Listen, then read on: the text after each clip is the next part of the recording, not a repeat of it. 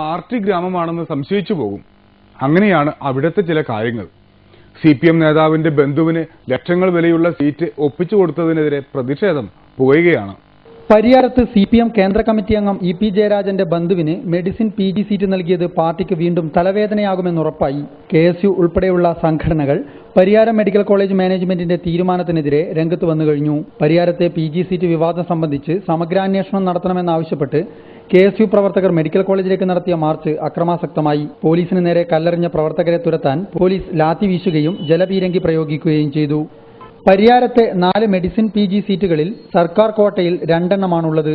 ഇതിൽ ഒഴിവു വന്ന ഒരു സീറ്റ് CPM കേന്ദ്ര കമ്മിറ്റി അംഗമായ EP ജയരാജന്റെ ബന്ധുവിന് നൽകിയതാണ് വിവാദമായത്. സീറ്റിൽ മാത്രമല്ല നിയമനങ്ങളിലും പാർട്ടി ശക്തി തെളിയിച്ചു. CPM കോളേജ് ഭരണം പിടിച്ചെടുത്ത ശേഷം നടത്തിയ 1000ഓളം നിയമനങ്ങളിൽ ബഹുഭൂരിപക്ഷവും ഉന്നത നേതാക്കളുടെ ബന്ധുക്കളും വേണ്ടപ്പെട്ടവരുമാണെന്നാണ് രേഖകൾ. പരിയാരം മെഡിക്കൽ കോളേജ് CMB നേതാവ് MV രാഘവൻ സ്വകാര്യ സ്വത്താക്കി മാറ്റാൻ ശ്രമിക്കുന്നു എന്നാരോപിച്ചാണ് 2007-ൽ CPM ഭരണസമിതി പിടിച്ചെടുത്തത്.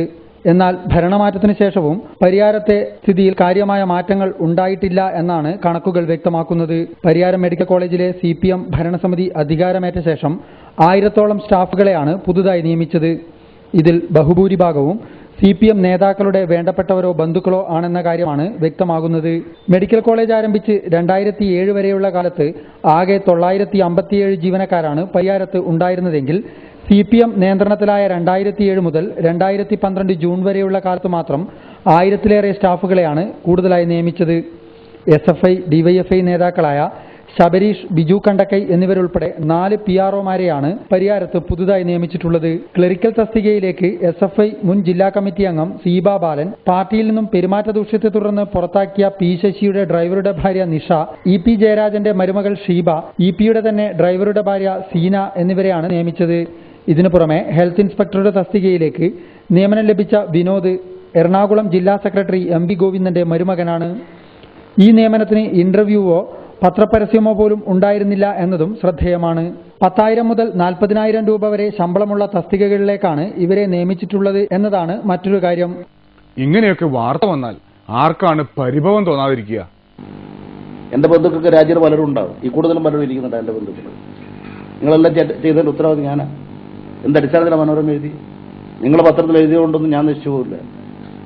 വ്യക്തിഹത്യക്ക് ഒരു അതിരുണ്ട്, നിങ്ങൾ മനസ്സിലാക്കിക്കൊള്ളു. എഴുതുന്നവരും എഴുതിപ്പിക്കുന്നവരും. പത്രധർമ്മത്തെക്കുറിച്ചും സഖാവിനെ മതിപ്പില്ലാതായി. നിങ്ങളുള്ള വാർത്തയെല്ലാം എഴുതിയിട്ട് നിങ്ങൾക്ക് തോന്നുന്നല്ല എഴുതി വെച്ച് എല്ലാവരൊക്കെ വന്ന് ചോദിച്ചാൽ ഞാൻ മറുപടി പറയുന്നതാണ്. നിങ്ങൾ ആദ്യം പത്രധർമ്മം പാലിക്കണം. നേതാവ് ഇങ്ങനെ പരിഭവിക്കുമ്പോൾ കസേര തരപ്പെടുത്തിയ ബന്ധുമിത്രാദികൾ പല വിധത്തിൽ ചാനലുകാരെ വിരട്ടിക്കൊണ്ടിരിക്കുകയാണ്. ശേഷവിശേഷത്തിന് കാത്തിരിക്കുക. ആരും കൊട്ടേഷൻ കൊടുത്തില്ലെങ്കിൽ വീണ്ടും കാണാം.